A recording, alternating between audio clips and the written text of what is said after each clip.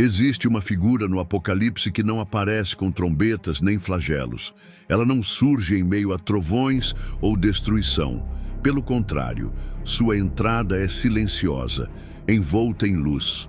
Uma mulher, vestida de sol, com a lua debaixo dos pés e uma coroa de 12 estrelas sobre a cabeça. No capítulo 12 do livro do Apocalipse, João a contempla com admiração e temor. Mas quem é ela? O que representa? E por que sua presença provoca imediatamente a fúria de um dragão? Seria apenas uma metáfora ou um símbolo com implicações profundas para o nosso tempo? Ao longo da história da Igreja, essa imagem foi interpretada de várias formas. Maria, a mãe do Salvador, a Igreja perseguida mas gloriosa, o povo de Deus, fiel em meio às tribulações. Cada camada de interpretação revela um aspecto do mistério espiritual que envolve essa figura. E talvez por isso mesmo ela incomode tanto, porque essa mulher não se encaixa nas categorias humanas de poder, discurso ou visibilidade. Ela não fala, ela não discute, ela simplesmente está, presente, luminosa, fecunda. E essa presença silenciosa basta para que o mal se agite. Durante séculos, artistas, teólogos e santos meditaram sobre essa imagem. São Luís Maria Grignon, de Montfort, enxergava nela a profecia da mulher que esmagaria a cabeça da serpente. São João Paulo II via a Virgem Maria como protetora do povo fiel diante das ideologias modernas. O próprio Catecismo da Igreja Católica, no parágrafo 1138, reconhece a mulher do Apocalipse como símbolo da Igreja gloriosa e também da Mãe de Deus. Mas o que mais impressiona é que, independentemente da interpretação adotada, essa mulher sempre aparece em luta, não com espadas, mas com resistência, não com discursos, mas com fidelidade. E é aqui que o mistério se torna atual. Em um tempo onde tudo se relativiza, a fé, a moral, a própria identidade humana, a imagem de uma mulher vestida de sol, com a lua sob os pés, continua a brilhar como um sinal de resistência. Em silêncio, ela aponta para uma verdade que o mundo tenta esquecer. Existe uma batalha espiritual em curso, invisível, mas real. E não se trata de uma guerra de religiões nem de política. Trata-se da luta por almas, por sentido, por verdade. Essa mulher, ao dar à luz um filho, símbolo do Cristo, é imediatamente ameaçada por um dragão. Uma imagem forte, apocalíptica. E se o texto bíblico fosse apenas simbólico, ainda assim seria profundamente revelador. Porque em cada época da história, toda vez que a fé verdadeira tenta emergir, há um sistema que tenta sufocá-la. Toda vez que a vida tenta nascer, há forças que tentam impedir. E toda vez que a luz aparece, as trevas se agitam. Não é coincidência que em tempos de crise espiritual, moral ou cultural, a figura feminina, especialmente quando associada à pureza, maternidade ou fé, seja alvo de desprezo, porque ela representa o que o mundo quer esquecer, que o bem existe, que a verdade não muda, que o silêncio pode ser mais poderoso que o grito, e que o amor sacrificial ainda é a força mais subversiva do universo. A mulher vestida de sol não aparece para disputar espaço. Ela aparece como sinal, como revelação, como alerta. E talvez por isso sua imagem incomode tanto, porque ela denuncia com a própria presença aquilo que o mundo tenta camuflar, que há algo profundamente errado na forma como vivemos, consumimos, adoramos. E que esse erro não se resolve com reformas ou discursos, mas com conversão. E a pergunta que se impõe, não como acusação, mas como convite, é: por que temos tanto medo dessa mulher? Por que ela incomoda tanto? O que há por trás de sua imagem que provoca tanto desconforto? E se por trás de toda essa simbologia, Deus estivesse nos dizendo algo urgente, que talvez não estejamos prontos para ouvir?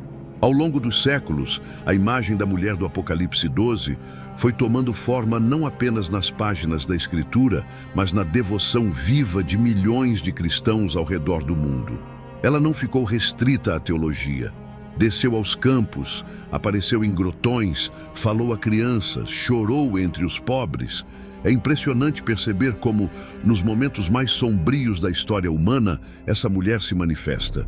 Não como uma rainha distante, mas como uma mãe próxima, simples, preocupada. Em Fátima, em 1917, apareceu a 3 pastorinhos. Em Lourdes, em 1858, a uma jovem camponesa doente. Em Guadalupe, em 1531, a um índio humilde chamado Juan Diego. Em La Salette, em Akita, em Quiberon, no Egito, cada vez ela vinha com o mesmo chamado: conversão, oração, reparação. E cada vez era recebida com escárnio, dúvida e depois silêncio respeitoso. Mas por que ela aparece? E por que justamente nos momentos mais críticos? Os teólogos que estudam essas manifestações reconhecem nelas um padrão. A mulher nunca se coloca no centro, sempre aponta para Cristo, nunca exige adoração, sempre convida à obediência, à penitência, à fidelidade. E é exatamente isso que a torna perigosa para o mundo moderno, porque ela representa uma espiritualidade que não se curva ao imediatismo, ao hedonismo ou à autoindulgência. Ela propõe um caminho estreito que poucos querem trilhar. Um caminho que passa pela cruz, pelo silêncio, pela humildade. E mesmo dentro da igreja, há tensões. A figura mariana, embora honrada oficialmente, é frequentemente marginalizada em discursos mais racionais ou progressistas. Há quem veja sua devoção como coisa do passado. Outros a consideram sentimentalismo inútil. Mas os frutos não mentem. Onde a mulher aparece, a fé floresce. Onde é acolhida, vocações surgem. Onde é ignorada, o secularismo avança. Ela não substitui Cristo, mas mostra com a vida o que é segui-lo de verdade. No capítulo 12 do Apocalipse, essa mulher não é apenas luminosa. Ela é perseguida, está grávida, grita com dores de parto, está sendo observada por um dragão sedento. O contraste é brutal. De um lado, a doçura da maternidade. Do outro, a fúria da besta. E esse contraste não é poético, é espiritual. Representa a tensão constante entre a cultura da vida e a cultura da morte, entre a fidelidade e a rebeldia, entre a obediência e a vaidade. A mulher, nesse texto, carrega não apenas um filho, carrega uma promessa. E é por isso que o mal quer destruí-la. A visão continua. Ela foge para o deserto, onde Deus a prepara e sustenta. O deserto na Bíblia sempre foi lugar de encontro com Deus, de purificação e prova. O povo de Israel passou pelo deserto. João Batista viveu no deserto. Jesus foi tentado no deserto. E agora, essa mulher também passa por ele. Isso nos fala de um tempo em que a fé não será mais celebrada publicamente. Será escondida, vivida na resistência silenciosa. E quem permanecer fiel nesse tempo, o fará não pela força da instituição, mas pela profundidade da convicção interior. É nesse ponto que muitos estudiosos da escatologia veem um paralelo entre essa mulher e a igreja fiel nos tempos finais. Uma igreja que não depende mais de estruturas ou aplausos, mas que se sustenta com o pão da palavra e a água da oração. Uma igreja que perseguida não se dobra, que calada continua gerando vida, que desprezada continua apontando para a verdade. Essa mulher é a imagem da fé que resiste, do amor que não desiste, da esperança que não morre. E por que isso importa agora? Porque estamos vivendo um tempo onde tudo que essa mulher representa está sendo desmontado. A pureza é ridicularizada, a maternidade é tratada como fardo, a submissão à vontade de Deus é chamada de alienação, a oração é vista como perda de tempo e o silêncio é visto como fraqueza. Em contrapartida, a exaltação do ego, do prazer imediato e da autonomia total ganham espaço. A figura dessa mulher é, portanto, uma denúncia viva contra a lógica do mundo. Ela não precisa falar. Sua presença já diz tudo. E quando olhamos para a história da Igreja, vemos que os momentos de maior perseguição sempre geraram os maiores santos. Porque a fé não cresce no conforto, cresce no deserto. E a mulher do Apocalipse nos mostra isso com clareza. Ela não foge da luta, ela enfrenta, ela espera, ela confia e por isso é preservada. Não pela força das armas, mas pelo cuidado de Deus. Ela é sinal de esperança para todos os que hoje se sentem cercados, ameaçados ou esquecidos. Ela é sinal de que o céu não está em silêncio. O dragão ainda ruge, as dores ainda continuam, mas a promessa permanece. O filho que nasce da mulher não será destruído. Ele governará as nações, ele vencerá. E até que isso aconteça, a mulher continua lá, orando, esperando, resistindo, gerando, porque sua missão não acabou e talvez esteja apenas começando. Vivemos hoje o tempo da desconstrução. Tudo o que era considerado sagrado, belo ou virtuoso passou a ser colocado sob suspeita. A fé é tratada como superstição, a moral como repressão, a pureza como ingenuidade e a figura da mulher, especialmente aquela que se apresenta como símbolo de maternidade, submissão a Deus e resistência silenciosa, se torna alvo de desprezo. Não com ataques diretos, mas com zombaria. Não com proibições, mas com caricaturas. A mulher vestida de sol, nesse cenário, se torna escandalosa, porque ela representa o exato oposto do que o mundo quer celebrar. No capítulo 12 do Apocalipse, o dragão não ataca com lógica, mas com raiva.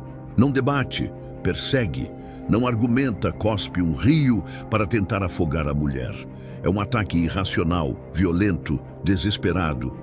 E esse rio, para muitos teólogos, representa as ideologias, as heresias, as distrações e os falsos discursos que inundam o mundo para sufocar a fé.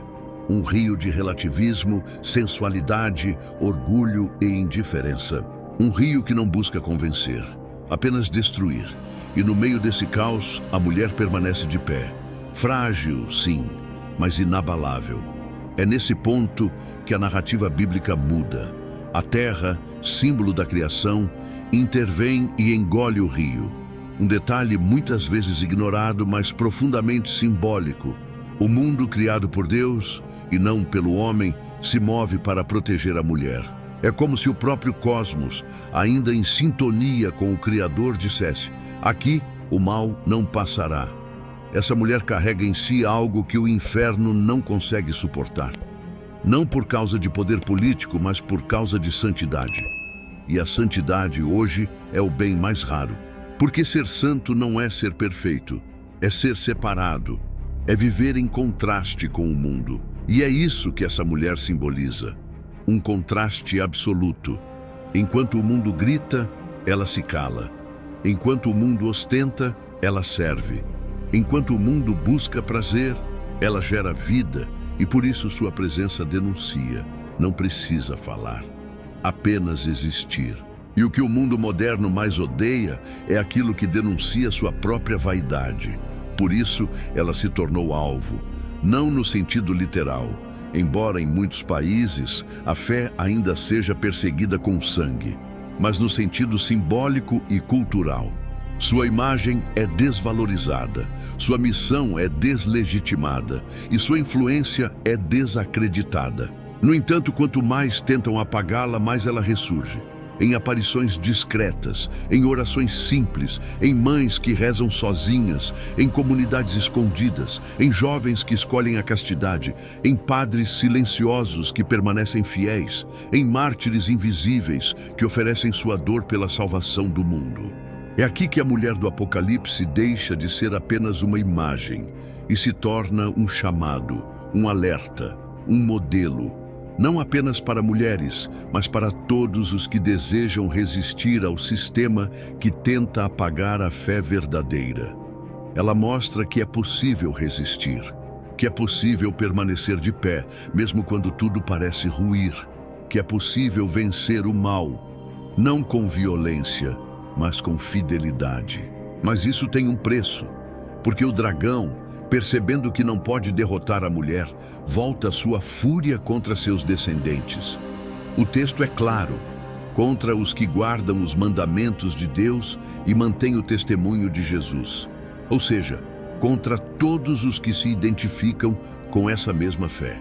Isso não é apenas um detalhe apocalíptico, é uma realidade espiritual. Porque a perseguição hoje não vem com espadas, vem com desprezo, com cancelamento, com isolamento, com difamação e, o mais perigoso, com sedução. O dragão não quer apenas destruir, quer seduzir, quer que você se sinta cansado de resistir, quer que você se acomode, que você pare de lutar, que você aceite as verdades do mundo em troca de paz, conforto e aceitação. E nesse ponto, a imagem da mulher se torna um grito silencioso. Não ceda, não se curve, não negocie a luz com as trevas, não troque a eternidade por elogios temporários. Ela permanece, não porque é forte por si mesma, mas porque está unida ao céu. E é isso que o dragão não consegue suportar. Ele pode destruir impérios, pode infiltrar ideologias, pode dominar narrativas, mas não consegue quebrar o elo de alguém que está enraizado em Deus. E essa mulher representa isso, uma fé que sobrevive ao tempo, uma fidelidade que sobrevive às tentações, uma esperança que sobrevive às perseguições. E se ela ainda está lá, é porque ainda há chance, ainda há caminho, ainda há salvação. A mulher permanece, no céu como sinal, na história como presença, na igreja como modelo. Ela não precisa de discursos elaborados, títulos nobres ou justificativas públicas. Sua força está na coerência, sua glória está na entrega, sua vitória está em não desistir. E talvez por isso o Apocalipse a apresenta assim, vestida de sol, com a lua debaixo dos pés, e uma coroa de 12 estrelas. Porque ela brilha mesmo no tempo das trevas. Ela reina mesmo quando parece escondida. Ela vence mesmo quando o mundo acha que perdeu. E é nesse contraste que o chamado se torna claro. Não para venerá-la acima de Cristo, mas para segui-la na fidelidade. Não para imitá-la em sua glória, mas em sua humildade. Ela aponta o caminho da resistência espiritual que não passa pela força bruta, nem pela imposição ideológica, mas pela firmeza silenciosa, pela oração constante, pela obediência que escandaliza o orgulho do mundo. Ela representa a fé que, mesmo quando tudo parece ruir, não deixa de confiar. Estamos cercados por vozes, promessas de sucesso rápido, espiritualidades que eliminam o sacrifício, mensagens que acomodam o pecado. Mas, em meio a esse ruído, existe uma mulher que permanece em silêncio. E nesse silêncio há um grito. Um grito que não acusa, mas desperta. Um grito que não condena, mas convida. Um grito que ecoa no coração dos que ainda não se renderam. Dos que ainda acreditam. Dos que, apesar das quedas, ainda têm coragem de se levantar. Ela é a imagem da igreja fiel, da alma que não se vende, do crente que não negocia sua identidade com o sistema. Ela é, ao mesmo tempo, símbolo e sinal, profecia e memória. E diante dela todos somos convidados a uma escolha: permanecer de pé ou ser arrastados pelo rio, permanecer firmes ou deixar-se seduzir pelo dragão. Ela não promete ausência de sofrimento, promete sentido, promete graça, promete presença. E isso, para quem compreende o que está em jogo, é tudo. Porque o Apocalipse não termina com destruição. Termina com redenção, com vitória, com novo céu e nova terra. E essa mulher, símbolo da fidelidade inquebrantável, é parte desse desfecho, não por ser deusa, mas por ter dito sim. E todo aquele que, como ela, disser sim à vontade de Deus, mesmo sem entender tudo, mesmo sendo perseguido, mesmo tendo medo, também participará dessa vitória. Se você chegou até aqui, talvez essa história tenha falado com você. Talvez você tenha sentido que a luta é real, que a fé precisa ser reacesa, que a resistência ainda vale a pena. E se for o caso, não ignore esse chamado. Reze mais, leia mais, silencie mais, entregue-se mais, porque os dias são maus, mas a promessa permanece. E se essa mensagem tocou o seu coração, considere se inscrever no canal, deixar seu comentário e compartilhar com alguém que também precise ouvir. Isso nos ajuda a manter esta missão ativa e talvez ajude outros a perceberem que ainda há luz, mesmo quando tudo parece escuro. No próximo episódio, vamos explorar outra figura misteriosa do Apocalipse, as duas testemunhas. Quem são elas? Estariam ligadas a Elias e Enoque? Seriam personagens históricos ou figuras futuras? Ou ainda, seriam símbolos de uma última pregação antes do fim?